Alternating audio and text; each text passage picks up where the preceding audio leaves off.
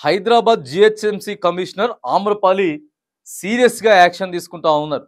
తను పదవి బాధ్యతలు చేపట్టిన దగ్గర నుంచి కూడా చకాచకా మరి ముందుకు తీసుకుపోతున్నటువంటి తరుణంలో అభివృద్ధిని ప్రత్యేకంగా మరిగా మాల్స్ పైన, మల్టీప్లెక్స్ థియేటర్ల పైన అన్నిటి మీద కూడా ఫోకస్ పెట్టిర్రు.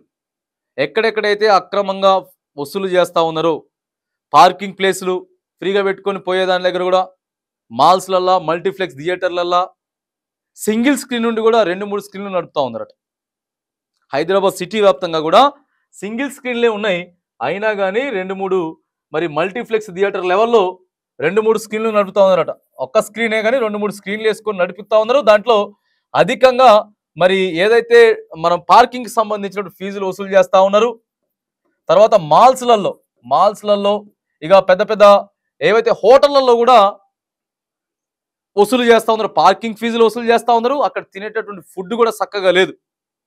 కాబట్టి మేము విచారణ చేపడతా ఉన్నాం, యాక్షన్ తీసుకుంటా ఉన్నాం. ఇప్పుడు సిబ్బంది ఎక్కడెక్కడైతే మాల్స్లలో కానీ లేకపోతే పెద్ద పెద్ద హోటళ్లలో కానీ పార్కింగ్ ఫీజులు వసూలు చేసినా, ఫుడ్ మీరు తినే ఫుడ్ కరెక్ట్గా మెయింటైన్ చేయకపోయినా, ఇష్టం వచ్చిన ఫుడ్ పెట్టినా, ఏదైతే థియేటర్స్ ఉన్నాయో సింగిల్ స్క్రీన్ అని చెప్పి 2 స్క్రీన్లు, 3 స్క్రీన్లు, 4 స్క్రీన్లు వేసుకొని మల్టీప్లెక్స్ టైప్లో నడిపిస్తే మాత్రానికి కుదరదు.